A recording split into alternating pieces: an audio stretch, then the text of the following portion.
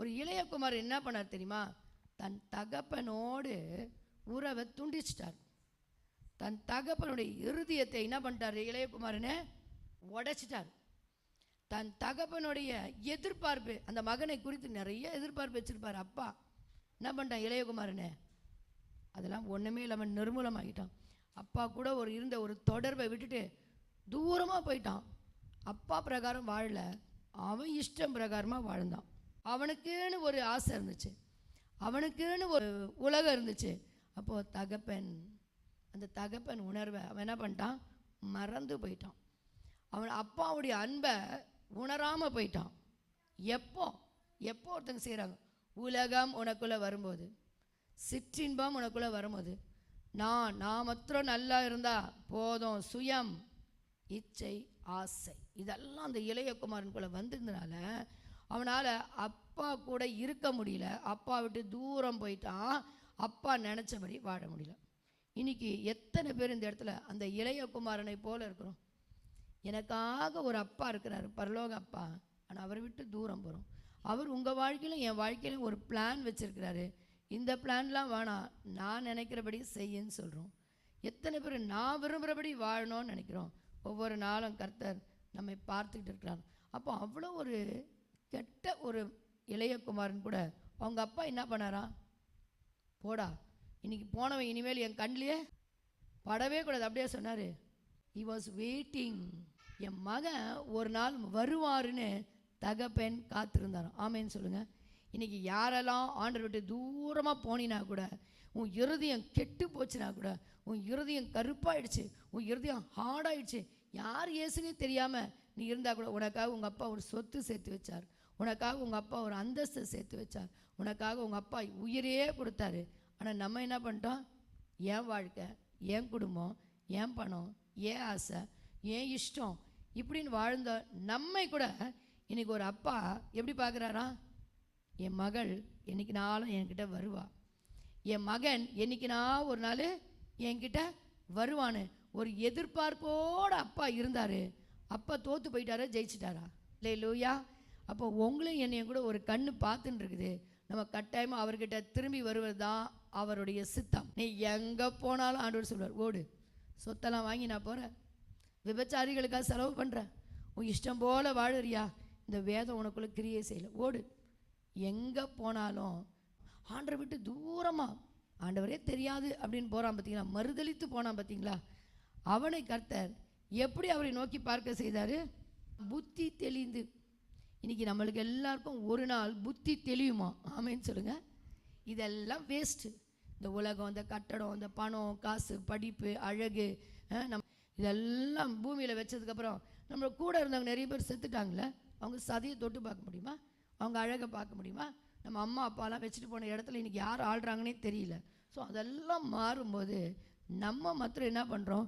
அது மேலேயே உட்காந்துருக்குறோமா? இன்றைக்கி நம்ம என்ன பண்ணுறோம்? உங்களுக்கு எனக்காக ஒருத்தர் காத்திருக்கிறாராம். ஆமேன்னு சொல்லுங்கள். ஆமாம். எங்கேருந்து காத்திருக்கிறாரா? பரலோகத்துலேருந்து ஒரு கண்ணு, என் பிள்ளை, என் குழந்தை என்னை அப்பான்னு கூப்பிட்டு எப்போ வரோன்னு தெரியுமா? அப்பா விட்டு எல்லாம் போயிட்டாராம். அவங்ககிட்ட இருந்த பணத்தெல்லாம் செலவு போயிடுச்சான். அவங்க கூட இருந்த ஃப்ரெண்ட்ஸ் எல்லாம் தூரமாக போயிட்டாங்களாம். அவங்க கூட இருந்த எல்லா சுகம், சந்தோஷம் எல்லாம் தூரமாக போயிட்டு அவன் தனிமையில் இருக்கும்போது தான் அப்பா உங்களையும் என்னையும் தேடி வருவார். அல்லேலூயா.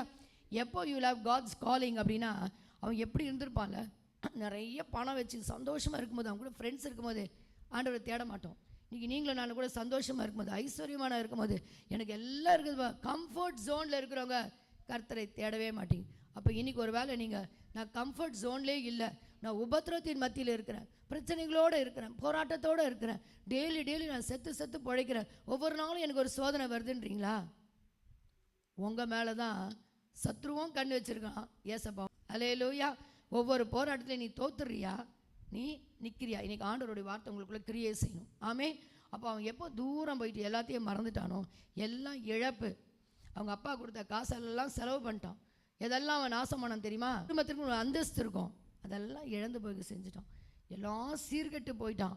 அப்போது ஒரு நாள் அவன் ஒரு வேலைக்காரனாய் ஒரு வீட்டில் இருக்கும்போது, அந்த பன்னிக்கு தின்ற தவிடு கிடைக்காத போது அவன் புத்தி தெளிந்து எங்கள் அப்பா வீட்டுக்கு போகலான்னு ஏஞ்சி வந்தானோ. ஆமேன்னு சொல்லுங்கள். இன்றைக்கி சபையில் இருக்கிற ஒவ்வொருத்தருக்கும் அப்படி ஒரு சிச்சுவேஷனை கர்த்தர் கொடுப்பார். ஏன் தெரியுமா?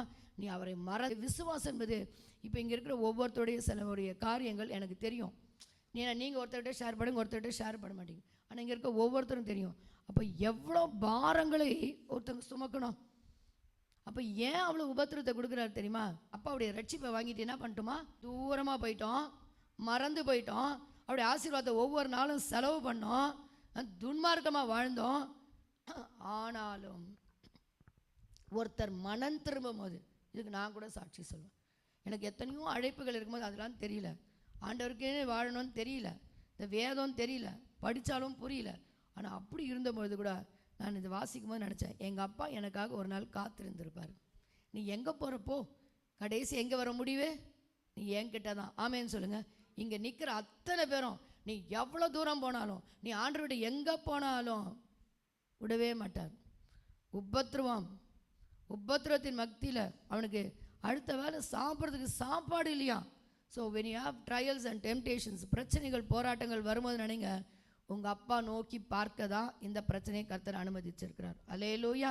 ஸோ இன்னைக்கு நீ மனம் மாறியோ இல்லையோ, உன்னை ஏற்றுக்கொள்ள அப்பா ஒருத்தர் ரெடியாக இருக்கிறார், அப்பா ஒருத்தர் வெயிட்டிங்கில் இருக்கிறார். நீ வந்த உடனே கர்த்தர் உன்னை கனம் பண்ணுவார், கர்த்தர் உன் தலையை நிமிர்த்துவார், கர்த்தருக்கு ஒரு ஸ்தோத்திரம் கூட வைப்பீங்க. அல்லேலூயா சொல்லுங்க. நீ அப்பா பார்த்துட்டே இருக்காரா, என் பிள்ளை ஒரு நாள் வரும். வந்த உடனே அந்த அப்பா என்ன பண்ணாராம், ஏதாவது கேட்டார், நான் கொடுத்த சொத்தில் ஏதாவது மிச்சம் வச்சுருக்கியாடா, எங்கடா போனேன், யார்கிட்டடா போனேன், இவ்வளோ நாள் எதுவுமே கேட்கலையாம்.